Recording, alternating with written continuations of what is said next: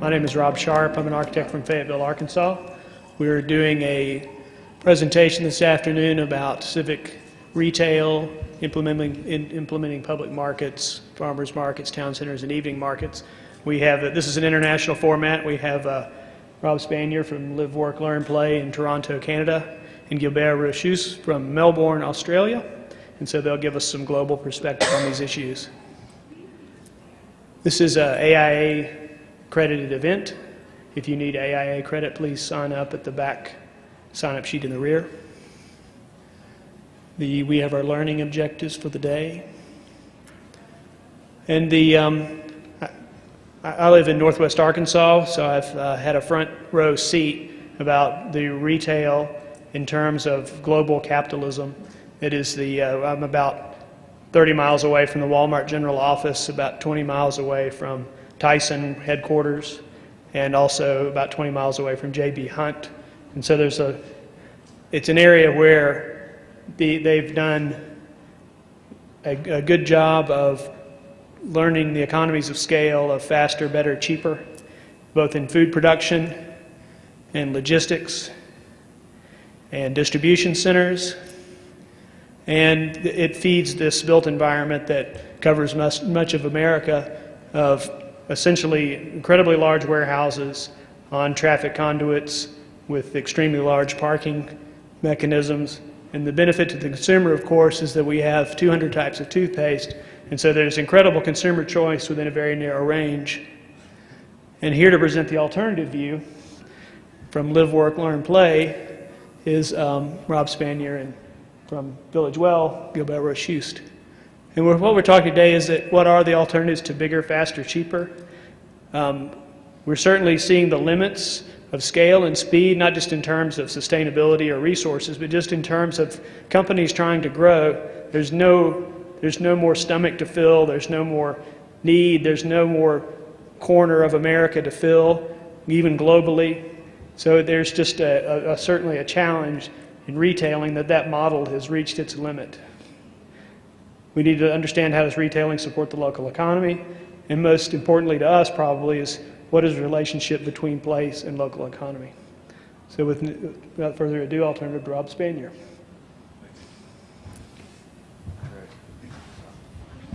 Thank you. Hi everybody, how's everybody doing this afternoon? I told them to turn down the air conditioning because it seemed a little warm in here. We don't want all you to fall asleep.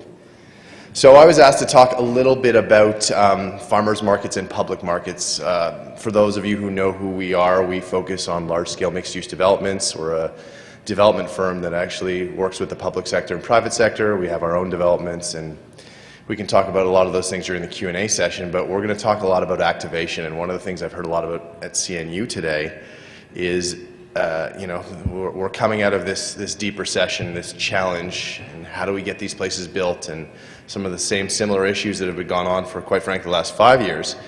And a very astute developer, new urbanist developer, Bob Turner, once said to me, for those of you who know Habersham, wonderful new urbanist project, explained to me once that the development, the architecture, the design of the town center, the place is the hardware. The activation is the software. And what new urbanism is missing is a lot of that software. Because if you can't get those places activated, as beautiful as they may seem, who's going to be coming there? Who's going to be spending time there? And so a lot of the energy and effort in new urbanism and on the town center component needs to be focused on the activation. And some of the ways to activate your cities, your towns, your places does not have to rely on huge capital investment. And so today I'm going to talk to you a little bit about some other ideas and stuff that you already know, but we're doing this everywhere. And I urge you to take a look at great precedents that are out there in Canada and the United States. But let's talk a little bit about farmers and public markets. How many of you have a public market in your city or your town today? I would say, oh wow, that's about almost everyone. Those that have fallen asleep already haven't raised their hands. But I would suggest that probably within a 10 to 15 mile drive from where you live, 9 out of 10 of you have some form of this market. That was not the case 20 years ago, and things are changing very rapidly. But there are different kinds of markets out there, which is interesting. There's the farmers market, which many of you may know about, which is the market where you have stalls that people will occupy the the free public space, the parking lot, and they come together.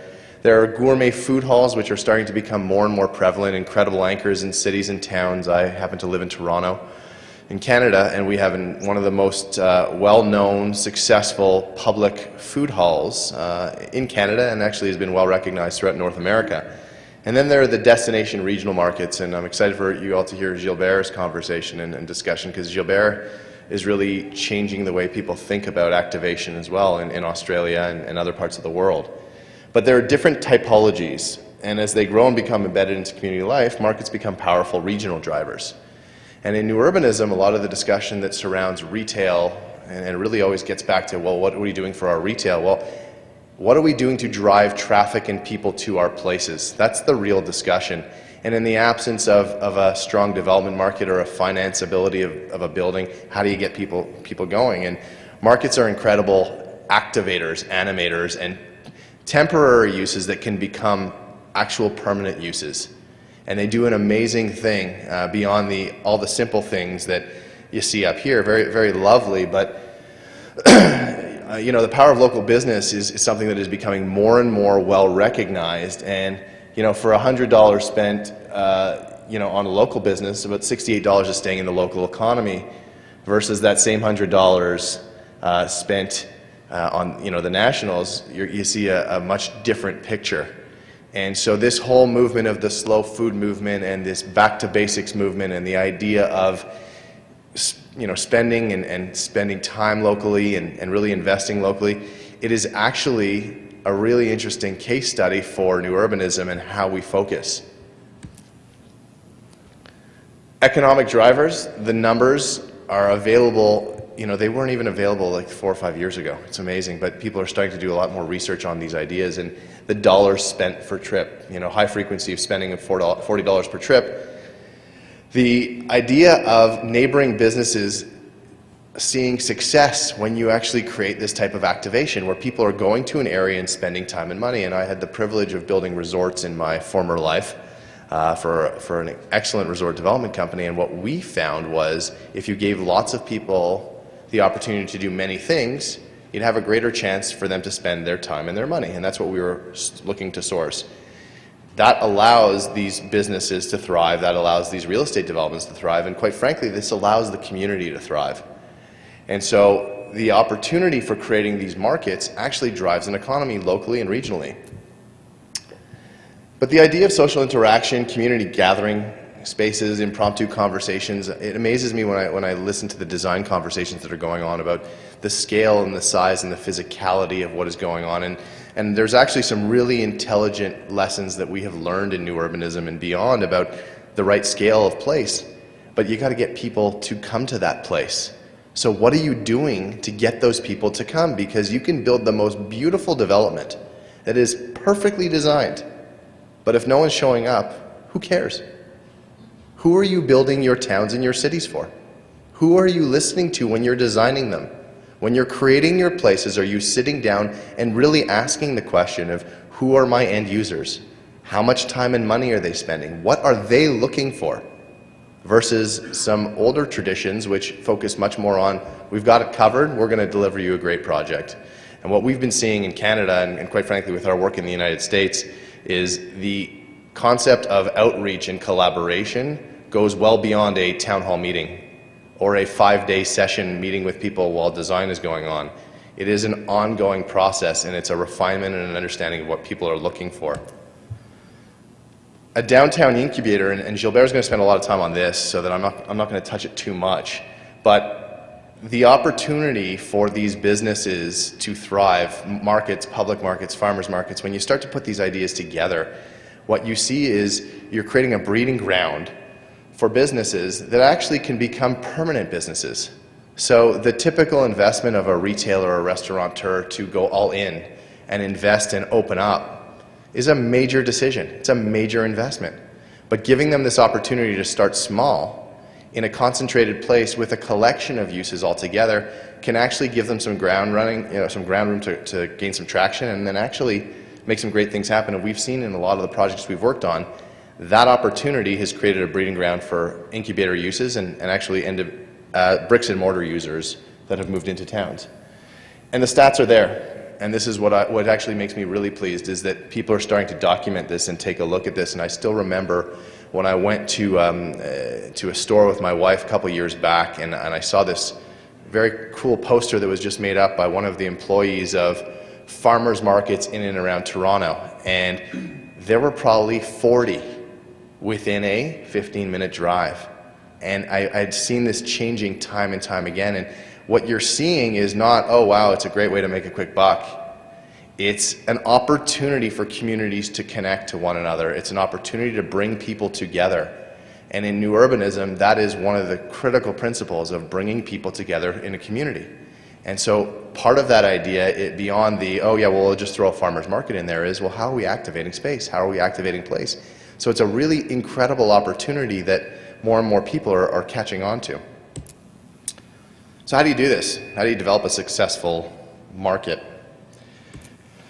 You know, as we go down that path and as we spend time, it's like anything else.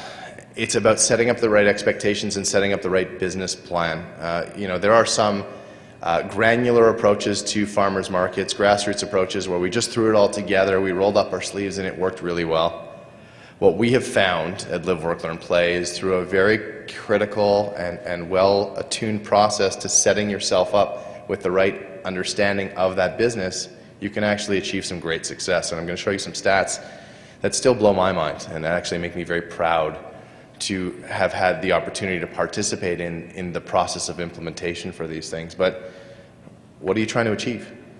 What's the business plan? What are you designing?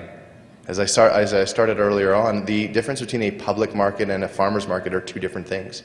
So you have to understand what that means financially, structurally, and to get your end goal. What are the mix of tenants you're looking for these types of programs?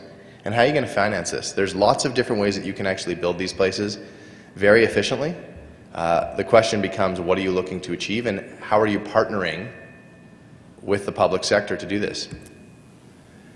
And the same thing goes for implementation. And this is where things have typically fallen short in my world, where we actually spend a lot of time working with developers and cities, is how do you make it happen? All of this effort and energy on thinking and planning and designing and programming, and then, oh, well, we'll just let the broker take care of that. You end up getting as much out of the implementation as what you put into it. And so there needs to be a lot more of an effort on that end goal and result. I was explaining yesterday in our 202 session, talking about leasing and deal making, that it's kind of like anyone who likes to plant flowers or has plants and enjoys gardening. You need to care for your garden. In retail, in public markets, in farmers markets, you can't just sort of say, oh, I've set it up and now it's over. You need to manage and nurture it, because these things are breathing entities. Commercial real estate, public markets, farmers markets, they're ongoing assets that need to be managed and maintained. They have to be. Otherwise, they're going to fail. So just a couple of interesting statistics and some thoughts, and I'm going to pass it off to Gilbert on some markets driving downtown revitalizations. And I think that this is a great stat for any, some great information for any of you that are focusing on that endeavor, whether you're your own developer or whether you're working with cities and towns. But we continue to use farmers markets and public markets to successfully drive activation in places where the developments may not have yet taken shape. You don't need to wait till the end of your development to then say, ta-da, we're here. You need to start early to activate your places, and farmers markets and public markets can actually do that. And how many of you have ever been to Rockford, Illinois? Anyone? Couple people. Well, Rockford is back when Mayor Larry Morrissey, who's just re-elected, came and sourced us out to help him with his town. Rockford at the time, about 6-7 years ago, was tied for the worst city in America, most challenged city in America. And when he went through his fancy presentation of the city and how he was getting people excited, he showed me the new jail and the new methadone clinic and the new street lights that weren't really street lights. They were these glaring lights that turned on when the police had to sort of disperse a little brawl. And I asked him, who comes to your downtown? He said, well, I walk in my downtown. I'm proud of my downtown. I said, well, who other than you, that is Superman, walks in this downtown? He said, well, actually, very few people do. So one of the things that we started to do to work with the mayor was, well, we can change things, but there are some social issues that need to get worked through. And instead of us just thinking about a fancy leasing program or strategy to just bring everybody to a town that, quite frankly, spent 20 years getting out of, we need to start thinking at a much more granular level. And what's really neat, sorry about that, guys, is the first thing we said is we need to set up a market. We have to put this into play. And so in 2010, the farmers market opened up, the Rockford City Market as they called it, with 1,000 visitors. Last year's statistics drew a total of 57,000 people to downtown Rockford. The exciting stat is that 92% of the patrons live outside the downtown and 29% coming from outside of Rockford. And so this plays really well into the idea of amassing and driving traffic. And this is another comment that I make often at CNU, which is if you are building a new urbanist community and you expect to only serve and cater to the homes you are building, do not build a lot of retail. Do not spend a lot of time and money creating a town center if you're not going to drive additional traffic to it, because the retailers will fail. And that is not what you're looking for. It is like a blight on your entire development. And you may have spent all of the time and effort creating this incredible master plan and creation of place, and if your town center does not work, what you will find is that that's the only thing that people will talk about. The other little statistic is the 67% of patrons visited other downtown retailers, and some of the market retailers actually ended up becoming tenants in the downtown, which is really cool. The most interesting thing is that from this success, Rockford has initiated a process and a plan to actually create a full-time public market in their downtown. So we all talk about anchors for our cities and towns and how do we make this happen? Well, from a grassroots idea of let's just get some people together to drive some traffic, now Rockford's going to have its very own public market that will actually sit in place and run hopefully 6 to 7 days a week. And that's an incredible goal. How you get to that goal is also very important and the steps that it takes. Saxony, Republic Development Corporation, wonderful developer in Indiana, is in the midst of developing a wonderful project. But one of the things that we did with them, they had managed to land a wonderful anchor, which is the Indiana University Health Network Hospital next to a highway, and we started to look at the opportunity. I really wish we could fix this. This thing is really giving a lot of feedback.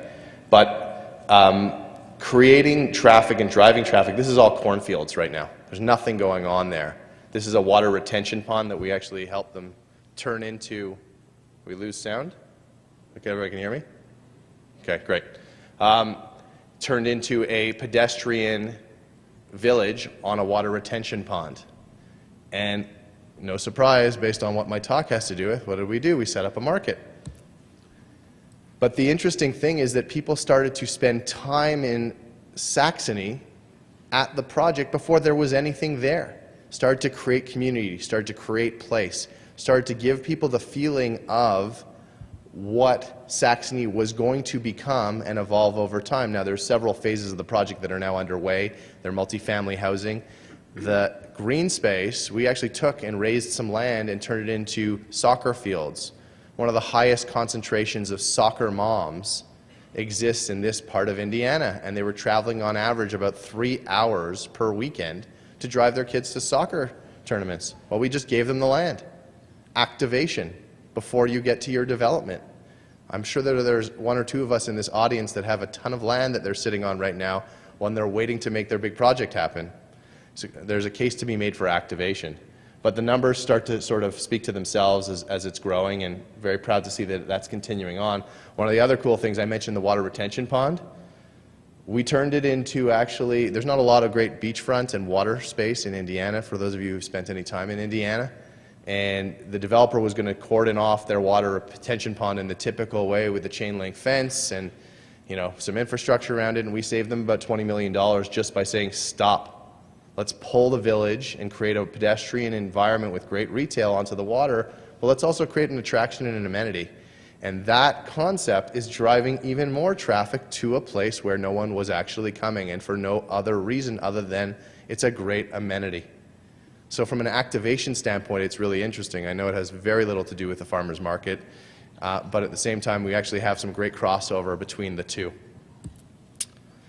And so I'm going to leave you off with one other idea before Gilbert jumps up here, but we are actually looking at this idea of how to drive traffic to small and medium-sized towns through a concept called community tourism that ties directly into farmers markets and public markets and water retention ponds that become beaches and activated old spaces and driving great retail and great targeted leasing and casting. And the idea is that small and medium-sized towns should stop worrying about the fact that they're not the big city.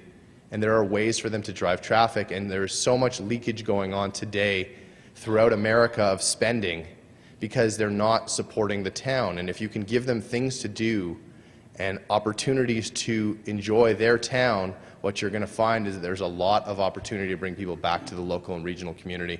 And this is taking shape up in Canada. It's going really well. We're seeing a lot of traction with it. But it's a process, and it's an approach, and it's a strategy. Nothing happens, one of the things that's so challenging with retail and activation is that it's not a simple process. And I wish, and my hope for the Congress for New Urbanism is that there's more airtime for the discussion on retail and town centers and mixed-use development, because that is where the world is heading, whether you're in downtowns or you are in new towns. And that is the key to the success of these projects, is how to make it happen. But developing a strategy to drive traffic to your towns and cities through community tourism does some amazing things. And what's so fascinating is, whether it's farmers markets, public markets, food halls, you can start to leverage these unique retail offerings and drive people.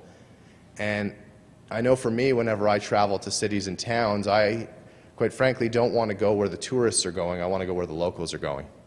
And that's usually my question, and I always find out all the neat little spots and the nooks and crannies, and that's what people are looking for. And so if we can take one step closer to creating those experiences in our towns and cities, what will happen is you're going to start opening up your projects to people who are going to want to come and seek them out. And with that, Gilbert, you're up.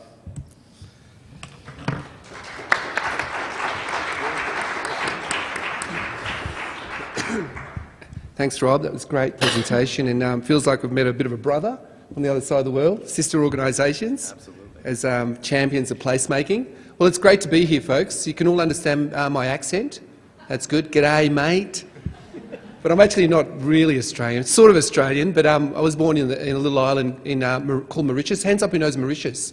Who's heard of Mauritius? Oh, there's a few. Middle of the Indian Ocean on the east coast of Madagascar. I've got 136 first cousins, so we breed in Mauritius, but we come from a place of culture and community and market. So I'm going to give you a little ritual of Mauritius, so I'd like you to all stand up. It's not going to hurt. This is a good bit of energy boost. In Mauritius, we do the Sega dance. So it's an African dance, so I want you to just shake your hands. You've got to do it too, yeah, beautiful. And bend your knees like you're in a washing machine. Bend them, that's it, beautiful, beautiful. Then I want you to repeat after me. I'll do it once, and then you do it 3 times with a lot of passion. Think that you're in a big, beautiful public market, and it's all about the senses. Come on, you're getting excited here already. It's too much. And I'll do it once, 3 times. Ready? Chugga, chugga, chugga, choo, choo. Chugga, chugga, chugga, choo, choo, choo. Ready? 3 times. Beautiful. Let's go. Chugga, chugga, chugga, choo, choo. Chugga, chugga, chugga, choo, choo. One more time. Chugga, chugga, chugga, choo, choo. Chugga, chugga, chugga. One more time. Chugga, chugga, chugga, choo, choo. Chugga, chugga, chugga, choo, choo, choo. Beautiful, beautiful, beautiful. I could almost stop there, couldn't I? Well, look, I love people and place, and I'm passionate about markets. I'm passionate about placemaking. I used to be the general manager of the biggest shopping centre in the Southern Hemisphere, so I came from a property retail background, and 22 years ago I decided I think my heart lies in the village and creating villages, and where I came from in Mauritius, and the importance of how do we create great places and great public markets. So we've worked with a lot of places around the world, mostly a few in Europe, but mostly around Southeast Asia, Middle East, and all around Australia. But today I really want to take you through a journey of markets and a little bit of placemaking, and also a little bit of a taste test of the DNA of Melbourne, why Melbourne's such a great place. It's got that market feel in its laneways, and why it's become the world's most livable city.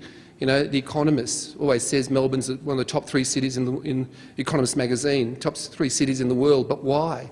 There's a certain DNA and reason and culture and a gifting economy, yeah, that's created that. Who's been to Melbourne? Hands up. So some of you know some of those little places and nooks, and I'm really happy to be here. Chip and Wendy, my good friends in the front here, said, come on up. And we were actually, after this, we're rafting the Grand Canyon for 2 weeks. That's the real reason I'm here. 2 weeks. And I can't even swim. I forgot to tell Chip that. So let's go. So Mauritius, it's a great place. It's full of art, you know, culture. I was born in a village, next to a village well. That's what we call village well.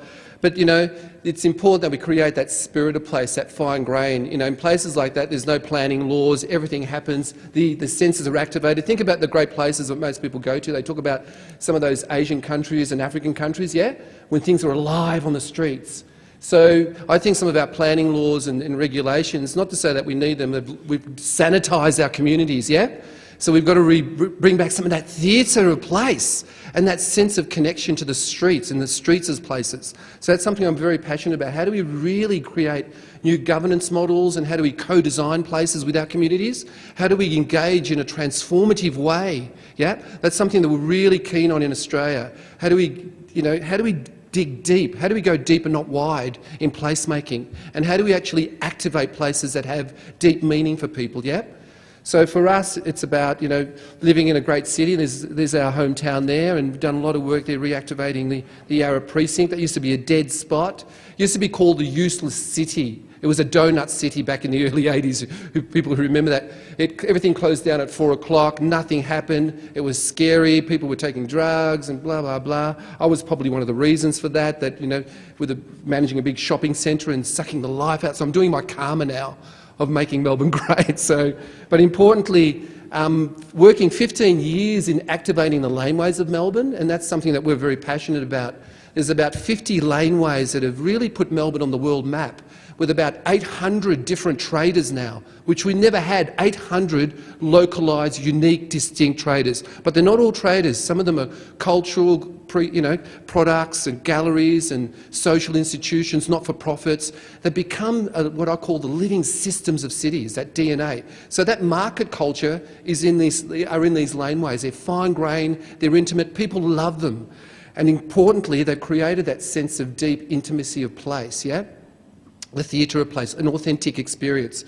So these laneways, as you can see, how they're eclectic and gritty, and, you know, graffiti has become, and stencil art has become our #1 tourist destination. You know, how's that for a tourist destination? Come and look at graffiti. I mean, hello. I mean, I'm sure in America you go and wash them and clean them, you got the graffiti teams, but here we celebrate them, and we had literally millions of people who come to our city just to take tours. So this is about also the marketplace. And I won't go through all the details of Melbourne, but this is us, our team, the village people, and the importance of what is placemaking is about creating meaningful and connected places. It's about that integrated framework of how we actually bring in all these bits together, as Rob was saying. It's an integrated planning, integrated design. I'm a fan of new urbanism, but as Rob says, I think it needs that soft infrastructure. You need the hard and the soft to come together, and you need that process of the hard and soft to come together.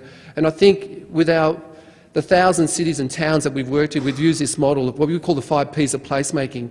The world's leading developer, GPT, worth having a look on their website. They're the leading sustainable developer, retail developer in the world around placemaking and retail development. They use this model as well. So around people, place, product, program and planet. How do we integrate all that together? It's not just the physical form. It's about the integration of placemaking. How do we deeply engage our communities? What are the new governance models that glue that together? Well, how do we, building those tipping point trends of, you know, food security, energy security, economic tipping points, how do we put all that together in terms of a new narrative of place? That's something that we're very passionate about. So I think Rob's talked about this a little bit, the markets as economic and cultural and social generators, but from our experience working with about about 40 different markets now. We've created about a dozen of them in the last 20 years, that they all have what I call, different attractors. And one of them, they attract crowds. If you do it well, they get the numbers. And when you get traffic and people coming to a place, you can catalyse different, what I call businesses around that. So they can really create a level of confidence around the precinct. Confidence is the key generator, of townships and cities. If you build confidence in the private sector, things are happening. Then markets then become real catalysts of change, catalysts for new development. Really important that they start to get that whole vertical residential mixed-use offering. This is in Hobart, in Tasmania, one of our great markets. Thousands of people turn up to this as a ritual on a Saturday, but importantly, this has become what I call a large tourism anchor for the place. And also that markets are authentic. I think we've become quite a bland, McDonaldized, generic beige society, folks. And we're good at doing beige and Truman Show stuff, and we've got to stop it. We've got to bring in that grit and authenticity and sense of place. Dig deep. Allow the new young operators to have spaces in these marketplaces. And this is what it's about, authenticity and authenticity of place. We put a piano in one of our markets in Preston, just outside Melbourne, and it gets played every day. Not very well, can I say, but it doesn't matter. But it's about spontaneity and sense of place, and it's about difference. But also markets are very marketable. Their popularity, they become real key drivers of regional economies if they're done well, absolutely. And also they're flexible. We tend to create things that are really major structures, so markets can just disappear. They're like the Buddhist mandala. They can come and go. That's more, I'm talking about more night markets and farmers markets, but the public markets are a different kettle of beasts. And really, they're a different anchor in itself. But the flexibility is key. So what makes a great market? We know these things at Rob, and I'm just going to quickly go through this before I talk about specifically something I'm very passionate about, activating the nighttime economies through night markets, the power of night markets, how they can regenerate nighttime economies. So we know cultural diversity is a key, and the cultural economy is huge in Australia. Australia is the youngest multicultural community on the planet, arguably, but we also have the what I call the oldest continuous wisdom on the planet, 60,000 years of Indigenous wisdom. So how do we tap into that cultural diversity? Unfortunately, most of our planning is very white Anglo-Saxon in Australia, and we push out the other 150 different cultures that have this sort of food and culture and rituals through our planning mechanisms. So we're trying to shift our planning regimes to incentivise, different ways of seeing streets as places and activation of nighttime economies and night. So the other thing is, I say traders are the best placemakers. If you can get the collection of the right leasing mix of a bunch of traders, they can activate a place. One trader creating great coffee or bad coffee can kill a place. Have anyone noticed that? So we've had a few places that have died because of bad coffee in Australia. So that's a whole case study in itself. So great traders who create great service, great coffee, all those sort of things are really important. Theatre is food. We've lost a sense of theatre in life. Retail has become so bland in Australia. I don't know how it is in America, but definitely in Europe. We're doing a lot of work in Europe where 1 in 4 high street traders are closing down, and it'll be 2 in 5 in the next 5 years. Think about that. That's a tipping point, double-dip recession. So they're rethinking the whole consumption model, retail. So importantly, they're thinking about how do we bring in new forms of retail, and theatre is absolutely the key fundamental that's been missing there, activating the senses. And definitely social interaction and engagement. Creating safety on streets is really one of the key things that we look at, and Jane Jacobs talks about this, eyes on the street, How do these traders now become civic instigators of place? And that's what they used to be, but this usually comes from local, unique, place-based traders. The big brand names really do these sort of civic retail engagement. Diverse range of products, a selling experience, we're selling experiences now, and that authentic service, and importantly, telling stories. Markets tell great stories, and it's a place for stories, and we've lost that sense of storytelling because our generic cities and towns and even our shopping centres tell one story. It's a very one-dimensional story. So we need to really shift that in terms of having that cultural diversity and sense of rituals.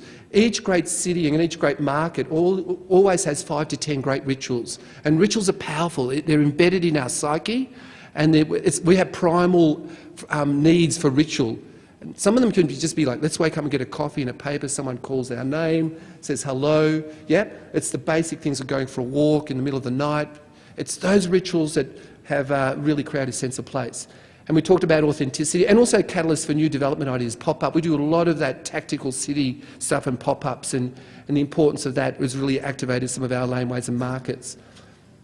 Quickly go through this, and then I'm going to talk about night markets. How are we going for time? All good? Fantastic.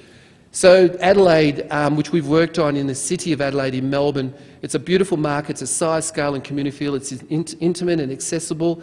Really, what you find with markets, the soul of great cities and towns, and when you say, where are we going to find the soul of the place? You go to a market, pretty much, yeah? Because that's where it's quite diverse and flexible. It's got that cultural mix. So for us, Adelaide holds that space. And Union Square, it's diverse, organic, it's got that village feel. I'm going to quickly go through this because I want to go through the syntax of what makes a great market. The borough markets, which we just visited in the UK just recently, permanent shops, but it's really about the eclecticism and very diverse destinational traders. And Darwin, which is on the top of Australia, one of the most isolated cities on the planet, on one level, in Australia anyway. Really, its ritual there is 10,000 people go onto the beach and watch the sunset, yeah? That's what the city goes out and watches the sunset with their market. They all come together, rich, poor, homeless, it doesn't matter. They come out and that's the ritual. These are the power of rituals. And obviously our hometown market, Queen Victoria Market, has got about over 1,000 traders. And really, this market has evolved over many years. We've done 20 projects on this market, created the biggest organic section in the Southern Hemisphere there, importantly created a food court in a market, a permanent food court with eclectic operators, updating 25 delicatessens. That's a lot of delis, yeah, in one market, 25. But that's created a critical mass, yeah, and a destination for a regional pool. So when you get those critical mass, that's when you get those regional economic drivers. And obviously the night markets, which I'll talk about. So these are the key principles of successful markets. We know, and I took these recently because in Perth, also in Australia, which is the most isolated city on the planet. Who knows Perth? Hands up who's heard of Perth in Australia? Very isolated, extraordinary city. It's going through the mining boom. Australia hasn't had a recession, folks. I think we will have something soon, and it's about to stop because China keeps digging up all our dirt. But we just keep digging up stuff and making more money. But unfortunately, one of the things that's going to happen is going to be a tipping point. When we're designing the permanent public market in Perth, and when we asked the people of Perth and the great public market experts, these are the things that came up as a brief to build a new market, yeah? That it's got to be urban, edgy, gritty, active. It's got to be sustainable, biophilic in nature. It's got to collect water, make energy. These are the things that can be great, what I call great experiences for markets. It's got to be relational, not transactional. It's got to have transformative service. It's got to have a level of integrity and authenticity of place. It's got to be connected to the city and engaged all the precincts. It's got to be a place of learning and awareness and telling stories. And it's got to put people in place first. This became the brief for the new public market. All these things are absolutely critical. So before I show you a little DVD, and this is a DVD I showed in the UK, so I apologise, it's a bit UK-centric, and it's got me sort of talking about stuff. This was about creating a night market, yeah? And the power of night markets. Because obviously in the UK, I don't know what it's like in America, the nighttime economy is dead, yeah? So how do you activate your nighttime economies? And one of the things that we've done in Australia is through night markets, and we've really brought people out of their homes and back into the streets and back into their public markets. So the 5 key elements there is similar to what Rob said, is clearly having a compelling story is number 1. So for us was getting that compelling narrative and story and the concept. What's the experience? Number 2 was getting that retail mix right. But it was more curatorial. How do you curate that retail mix? So how do you handpick the traders? So we went to 10 other markets and handpicked all these other traders to come to this special market. Yeah? So in the early days, it was only 50 operators. Now there's 300 operators. And in the first night market, we got 2,000 people. Now there's 45,000 people that come every Wednesday night in the summer. And because it's become so successful, now we have a winter night market. We call it Luna 1878. Isn't that a beautiful name, Luna? And 1878 was the birth of the market, yeah? So again, it's an authentic place-based name, and it's about bringing people out from the winter and into the streets again.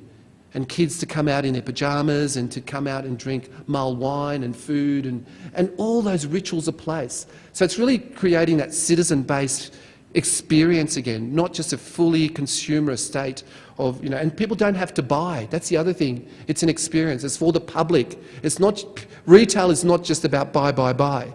It's also about the experience. The best retail developers in the world know that they put the public space as the anchor, make a high-performing public space, and then create the rest. The rest will come, yeah? And I encourage you to look at a website called Rouse Hill, the most awarded town centre, one of the most awarded town centres in the world through the GPT group, Rouse Hill, ROUSEHILLE. Now, I'm going to go to this little DVD. How long have we got? We've got about a few minutes? Yeah. And so let's see how that goes. I think we missed it. I might get my personal assistant tech extraordinaire to help me out with this. But as we do this, I just want to say a couple of things again about markets. One of the things that we're passionate about with markets is that how do we create magic of place? I know we don't get... here I am, I'm going to put this down for a minute. How do we don't use these words in, I suppose, in design and architecture, but how do we bring magic, beauty and enchantment, yeah, into a place? That's something that we're really passionate about in Melbourne. And we all talk about this on a collegial level. How do we really get that spirit of place? How do we really work together to create those fine-grained urban grit? How do we all get together to make sure that we got, through Melbourne, it was hundreds, if not thousands of small interventions, yeah? Thousands of small interventions that got. And it started with my friends like Wendy back in the 80s doing some, what I call installations that started to change the thinking of our culture. So you need to create, can I just make a comment here, why we became quite successful in this, a culture of placemaking. We need place leadership and place governance and place management and a curatorial process of detailing our cities. We all need to care for our cities and we need to curate that retail, we need to create that activation and we need to make that place hum. And I spoke to some of the civic leaders of the council officers this morning of Salt Lake City, and I just wanted to give you a little bit of a feel of what this place is all about. That's the night market. One of the key points of difference with this market in particular is that none of the day traders were replicated here. There's thousands of day traders in Victoria Market, but we handpicked a group of very entrepreneurial and creative, innovative food operators and merchandisers who really created quite a unique concept. And I think creating these unique concepts is really the key point of difference in creating a great night market. But more importantly, that the DNA of night markets is really about having a great experience.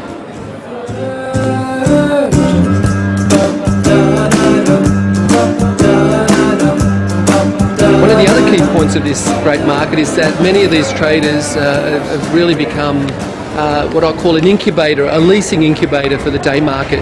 And many of them have actually opened up stores on the high streets of Melbourne. This is a really important point in terms of creating new economic indicators and traders for our main streets. In Australia, we call, what we say is that there's a list of 1,000 traders that goes around to all the big shopping centres like the Westfields of the world. And these shopping centres become the same place, a nowhere place, really a McDonald's product. So what we're trying to do here in Australia is create new incubators to catalyse and create new economic generators. So this is a really important ritual and event for many Australians now.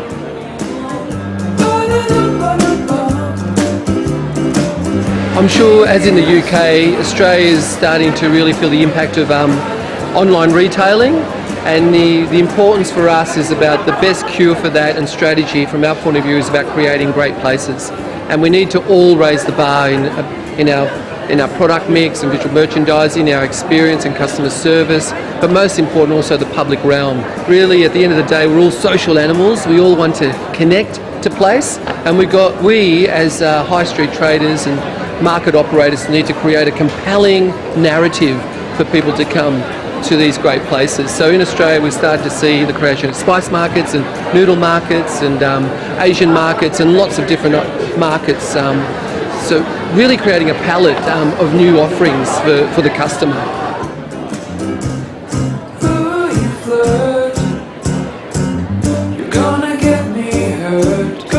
So how do you create a great night market, and where do we start? So back in 1998 we asked that question, and the important thing was that we got some of the best thinkers in Melbourne, the creators, and we had a big brainstorm, and the importance was starting with a concept, a really compelling narrative and point of difference and a wow factor. So for us it was about food and theatre. How do we bring in all the key ingredients of cultural retail, and how do we bring that together into a compelling narrative?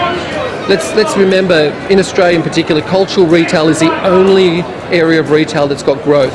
It's worth about $80 billion and it's very untapped. A lot of it's a black economy, unfortunately. I'm sure that's like that in the UK. But here we're starting to see people really move towards authentic experiences. And where do you get that? Mostly with authentic retailers. And a lot of them are cultural retailers.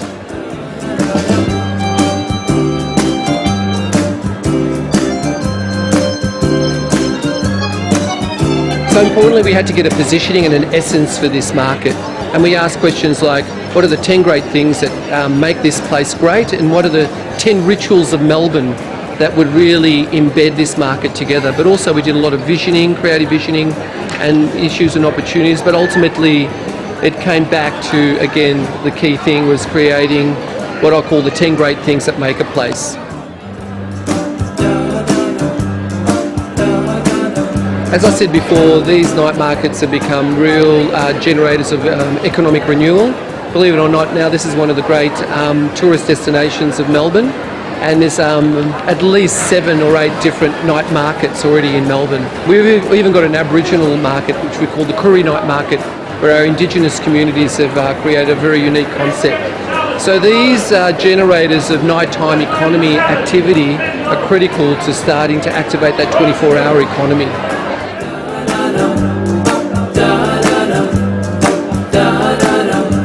So what's the mix? What's the DNA of a great market? So for me in particular, my passion is food, and the most central component of that is food theatre.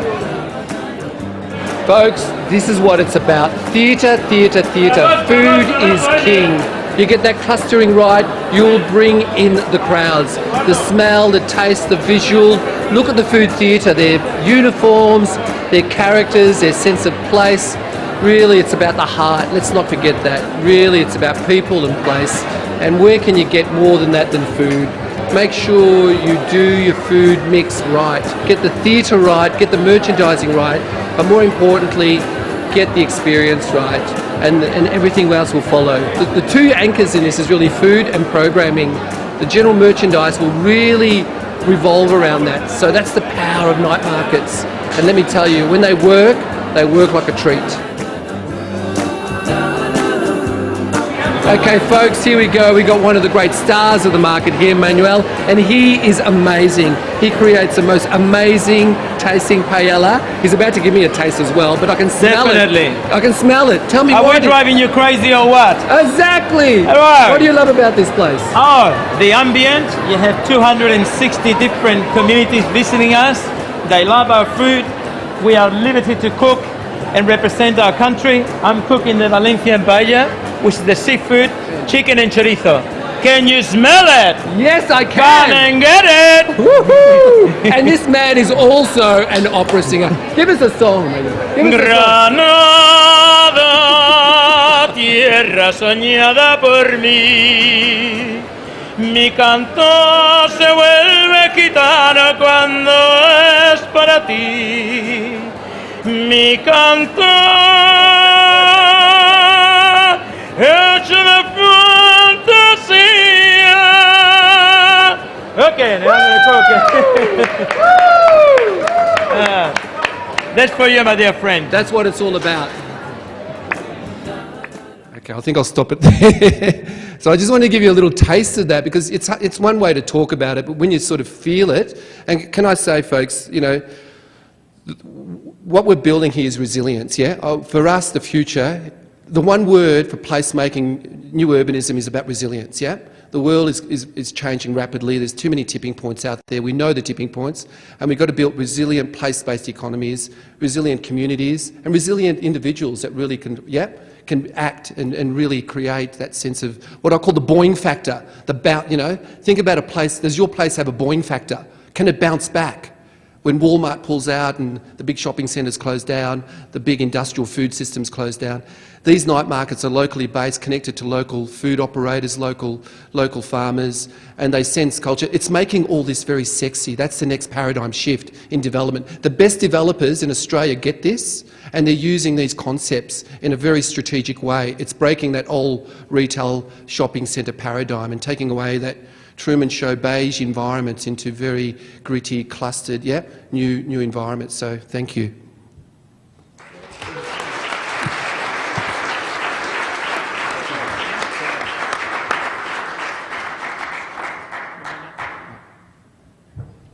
Okay, so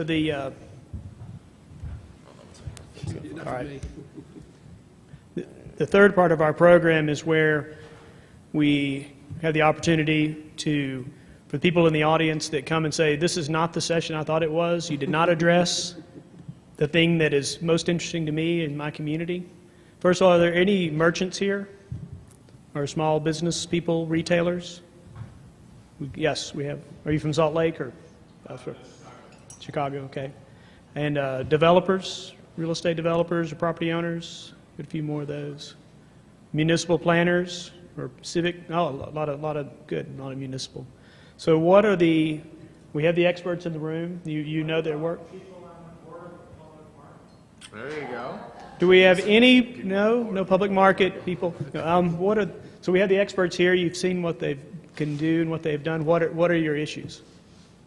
One of my questions is some of the most authentic markets that I've been to are flea markets that are selling things like socks from rental at the truck, or really great, really cheap used furniture that could turn out to be an antique.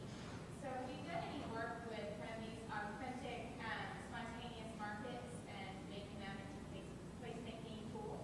And I'll repeat the question so it'll go on the video that we hope will post after the event.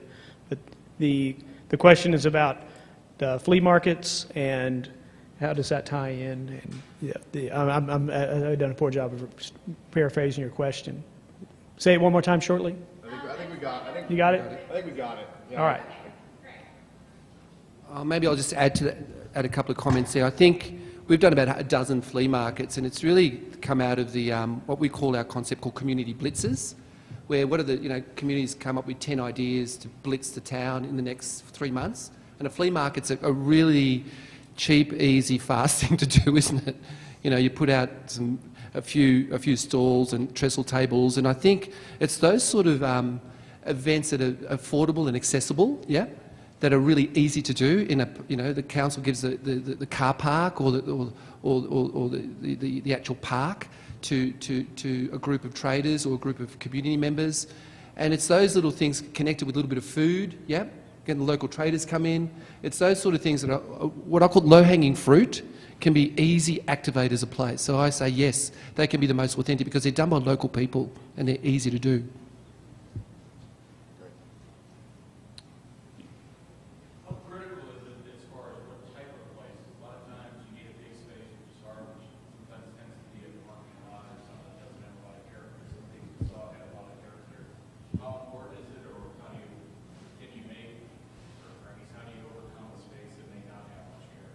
So how important is the physical setting of the market to its success, the character of the place, the scale of it, the size of it? Yeah. Well, one of the things that you saw from Gilbert's video and what you see in markets is that the animation or the activation comes with a lot of the products and services and experiences. And if you actually take a very hard look, very few markets out there spend a ton of CapEx on developing the physical structures. They're really old buildings that have been rehabbed. Some exist, some examples on physical structures, they're gorgeous, but you don't need to worry that much. It's the same way that there's the great debate on the size of the great public square in new urbanism. What's the right size? It's a question of what you're trying to accomplish and letting it grow. One of the nice things that we've seen is that markets can start with a very few operators and then actually can grow. And so the physicality of space is less constrained, more so as to how many operators you have. And if you have 2 or 3 operators, you're not going to have enough of a critical mass to get the driving force behind experiences. Whereas if you had 10 or 12 of those businesses, you've got a fighting chance to get the ball rolling. But it's not so much about the space. And my suggestion is actually make it as even tighter for the operators to operate and leave some space for the people to sort of meander versus giving those operators a ton of space because they'll take it up. They don't need that much space. I mean, in the most basic markets, the model is the 2x3 table, right? We'll sell you the table, we'll give it to you, put your wares on there, and then it can grow from there. So don't be as concerned with space allocation. Okay, good question. As a city official or a local business association director, how do you respond to businesses that have a fix in place, establishment, invest in a lot of it, they're really threatened by this kind of Yeah. So the question is, yeah. I think we got it. Yeah, Can the audience hear when It's not people the are audience, it's the video that will that they'll post later. Okay, go But the ahead. question is, how do you deal with conflicts from brick and mortar retailers and their concerns about unfair competition from these itinerant vendors? Yeah, we've had this problem dozens of times. We don't want this. We pay taxes and we build a car parking. The list goes on and on. We go, oh my God, here we go again, losing a few more hairs. The key thing here is actually selling them the story, why this is going to make them more money, and you've got to really put the numbers on the table. And that's what we do with either a business improvement district or a Main Street program, etc. Get the leaders, really get the key influencers in the room, the president of the bid or whoever, get them to understand this is what's happening and why we're going to do this. This is, we're making the region stronger, so we're stopping the leakage, and hopefully some of these traders and, pop-ups or whatever add a point of difference, yeah? So it's that sort of stuff that you need to really sell very strongly. Yeah, you can add to that, Rob. Yeah, the only comment I'd like to make, which is what we have used as a strategy, beyond the fact of sensitizing the bid or the BIA, we've actually offered opportunity for those brick and mortar businesses to be a part of the experience in the exterior. So if they're so concerned that the businesses are, the market's taking away from their business, let's give them the opportunity to open up their business as part of the market as well. Question here? So what are some of the, marketing strategies that you've seen are successful in getting that activation going? Activating that activation. Sure. How do you activate the activation? What are the schemes to get the first inch of progress? Oh, look, the whole thing with markets, it's an interesting concept about marketing, because I think if you get, word of mouth is the best form of marketing that we found in Australia. Word of mouth. If you get the experience right, they'll tell thousands of other people to come. And those markets weren't advertised. 45,000 people come, and not because they tell their friends to come. So through social media, and there's a little bit of marketing, but it's not that big. It's really getting the experience right, but it's targeted marketing, That's the key. So through social media or key events or whatever, but get the product and get the experience right. We don't do experiences very well. If you make it rich and immersive, and the key word is, how do we create immersive experiences? Think of that word, that you're immersed in it, and it's so different and experiential, that you walk away going, oh my God, something's touched me, I want to come back. So there's an art to that around curation. And the question of what is the very first step, Rob, maybe you could address, what is the thing, if you have a client and they want to make some start, what is your recommendation? Make some start on marketing? They see, they have the final vision of the market, they don't know how to get there, what is your advice to them? I'm gonna take some liberties here and assume that you've now gone through your business planning process based on this question. You have found your tenants, you've targeted your tenants, you've put your whole mix together, you've found your location, you've gotten your licenses from the city, you've set it all up, you have all of your set. Open would be my suggestion. Get going. Marketing can come in all forms of operation. You can have social media, online, digital media, newspaper articles. Word of mouth is absolutely the best situation. The question becomes is the ready, aim, fire approach is my philosophy of like get it done. One of the greatest misconceptions in retail or activation is the failure to launch. So get it done and get it open and then get it moving and throw the party. I mean, that's really the idea. Coming soon doesn't do very much for anyone. No. No. Okay. Next question. One of the questions I had as I heard the presentation is I imagined coming in that the clients would be nonprofits, bids, and the client in many cases is large developers. So if you could talk a little bit about, it seems like the development community is investing in this experience and process. What are their motivations? Yeah, well, it's becoming the question in development in the recent downturn of how do I continue to move my projects forward? What do I do? I have inventory. I have residential inventory. I have a half-built town center. I have no town center. I have nothing tangible to do. How do I get the ball rolling? And so low-cost barrier to entry opportunities such as a market, which doesn't cost that much. It's time, effort, and a little bit of management. And some people in the business improvement districts or BIAs would, or even the gentleman who may be operating a public market may disagree. But when it comes to the amount of money that you may invest on a real estate development, it pales in comparison. The energy and the effort is tremendous, but the opportunity is great. And so to try to get that ball rolling, we have seen tremendous success in that regard. It's not about what they're choosing to do. I think it's more about that holistic approach to development, that development is not just when the building gets built and the people move in. It's about starting to get the community rallied around the project and the opportunity and getting people excited. Before we answer your question, sir, perhaps you can take a crack at that question.